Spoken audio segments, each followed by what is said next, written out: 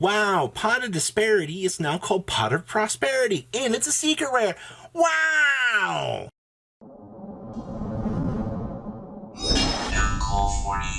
Blazing Vortex time. Make sure you subscribe so you do not miss out on cool updates like this. So far, we have, I think, 8 of our secret rares so far. I'm going to do another video when all 10 are out so we can go a little bit further in depth with that. But Blazing Vortex is shaping up to be I think that's the best answer I can say. I happen to have noticed that we may not be getting that. Oh, I'll talk about that near the end of the video here.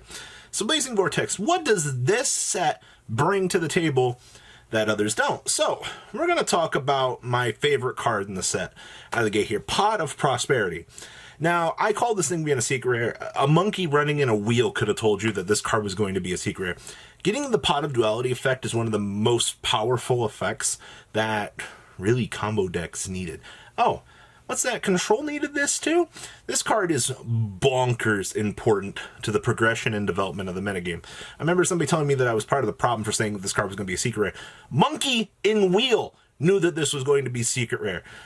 This card is the best card in the set. I don't care what anybody says. I think that this card single-handedly runs this set for what it's going to be. So expect this to be the most expensive card in the entire set because of what it brings to the competitive metagame. You want some Dragon Mates? You want some Zephyra? Yeah, you can play them now with this bad boy right here. I am so excited for this card. I think everybody else is too. Next up, we got this Underdog Trap card. During your turn, negate the effects of face-up monsters your opponent controls. During your opponent's turn, negate the effects of all face-up monsters you control. I don't see a world where I really want to play this card. I need this card to negate... Oh, it's a trap card. It doesn't fix the problem right now with the game. My opponent sets up big monsters. I go second. I can't activate this card from my hand during my turn? What am I guess I'll lose. I think that this card had an inherently good design, but for it to come out of the gate as a secret rare and the downside to negate your stuff during your opponent's turn, I feel like this was just too hefty of a cost. But, I mean, I guess cool exclusive for what it's worth. Next up, we have Underworld, Goddess of the Closed World. And I would argue that this is the second or third best card in the set. Of course, next to the Tri-Brigade kit. But we have a Link 5 that you're going to have to worry about. And I was very harsh on this card at the beginning of its life. I'm still a little bit harsh on it. With that being said, though, you can use an opponent's monster. I'm not quite sure how the TCG is going to handle the IP Masquerena ruling with this. I believe it works in the OCG, but we'll have to wait and see how the TCG wants to handle that ruling. If you can IP off, on your opponent's turn to make this, you're going to have a fantastic adventure on your hands here. I also expect this to be one of the Starlights in the set. All right. What else do we got here? The Heavenly Zephyr Miradora. The activation of this card and its effects can't be negated. If your opponent special summons a monster with 2,000 or more attack from the extra deck, except during damage step, you can special summon this card from your hand. If this card is special summoned from your hand, you target one face-up or one monster special summon from the extra deck. Neither player can activate the effects of that monster face-up on the field, or while it's face-up on the field. I've seen this card see play once in the OCG. In terms of like metagame development, it seems like a really cool monster. It might have some life later on in it. It's a cool application and a cool theory for what they want to do with this. It's just, I feel like once again that this kind of fell short on the spectrum of what competitive players need at this moment. But it's cool. It has possible future applications. I wouldn't be surprised, quite honestly, to see this card being $30-$40 for first edition copies, like Skull Servant one or Skullmeister was years later. So keep that in mind. All right. Now we kind of head on into the collector side of things here with the Armed Dragon monsters. Competitively, I don't see Armed Dragon as a crazy deck.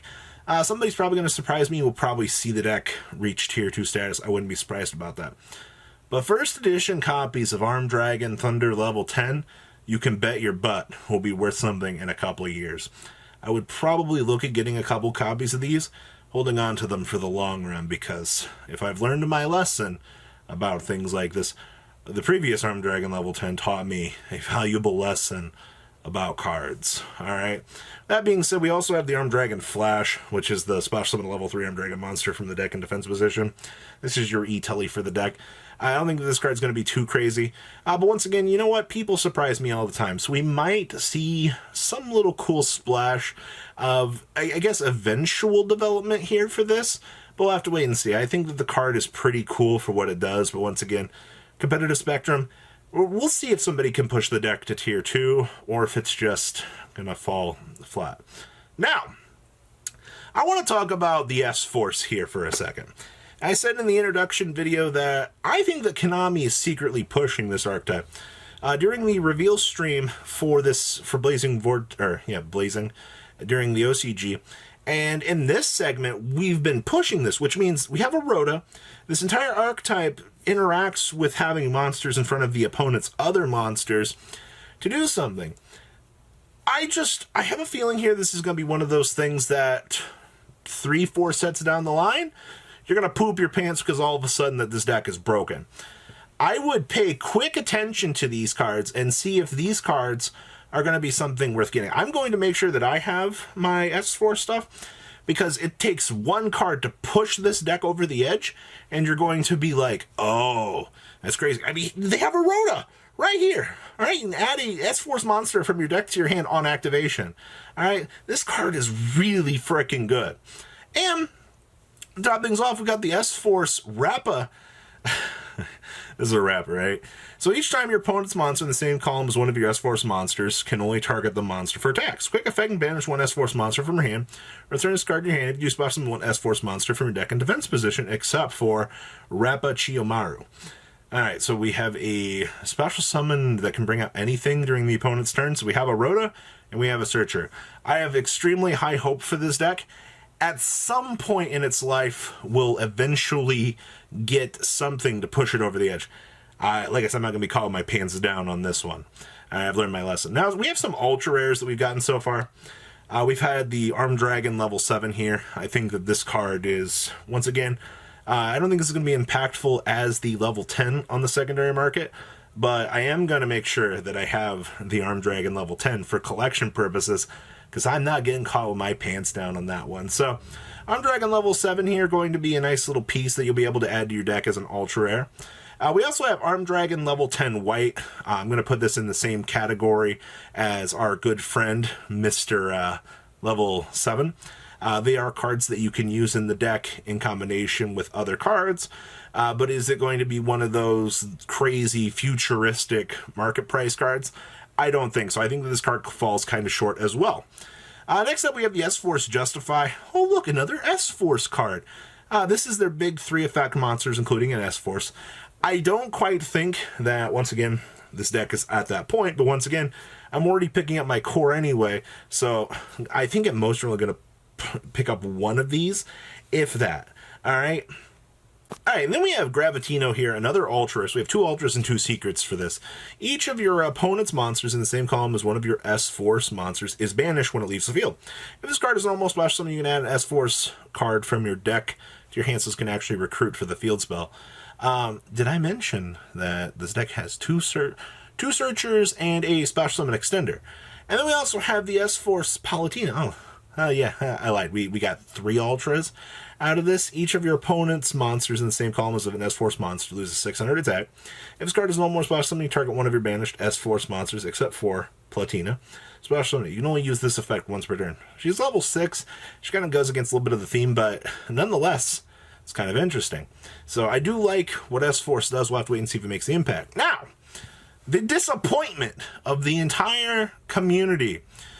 Where is Crossout Designator? All right, the entire community at this point is, where is it? Why have you not given it to us? Are you saving it for Lightning Overdrive? You're going to need it over there. Are you putting in the Iceberg Structure deck? You would never give us this card because it has such great value. We still do not have this card. As of this point in time, I think everybody in the competitive scene is waiting for this. It's not here. I don't think we're getting it. Disappointment everywhere. With that being said, though, Pot of Prosperity looking really good for this set. Other things I'm looking forward to this set. Tri-Brigade kit is going to be coming right around the corner. I'm expecting probably Ultra. If they make kit a secret rare, I'm going to be a little bit disappointed in things. I really hope, though, that kit is going to be an easy-to-get rarity. And then we also have the Tri-Brigade Rendezvous as well. It's going to be another card that you're going to be adding to your Tri-Brigade strategy. It's going to boost the deck very, very, very high up on the ladder. And I know a lot of the player base, once again, is going to be looking forward to Tri-Brigades. Like, Tri-Brigades were secretly probably one of the best archetypes in this set, and they got 2 frickin' cards, alright? Like, I don't even know what Spriggans are called. They didn't even do an article on that, so we'll have to wait and see what even Spriggans do. But I kind of have a feeling that we're pretty much done with this set. So we already have 8 secret rares. What's a cross-out designator? So, yeah, what a set. Please, leave a comment down below. Make sure you guys are subscribed. And, well, we'll be back with market predictions once I have all 10 secret rares in my... before I forget, we can't forget about the Rocky boys. Oh, hey, rocks are coming tomorrow. All right, we have 7 of them in the set, which means... one of them's probably going to be a secret rare. Wait, you're telling me 2 of them's probably going to be a secret rare? That won't be a shocker at all. Wow. Rocky boys. All right, I'll see your beautiful faces back here tomorrow. Have a good rest of your day. Thank you, patrons, for making the ride never truly end. Without you guys' support, well, I would probably be doing Truffle Shuffle videos for a living. Guys, please check out VanCall40 for all of your Cardfight Vanguard content brought to you by MCall40. And if you are looking to pick up singles, check out mcallgames.com for your trading card game needs. Thanks for watching, everybody.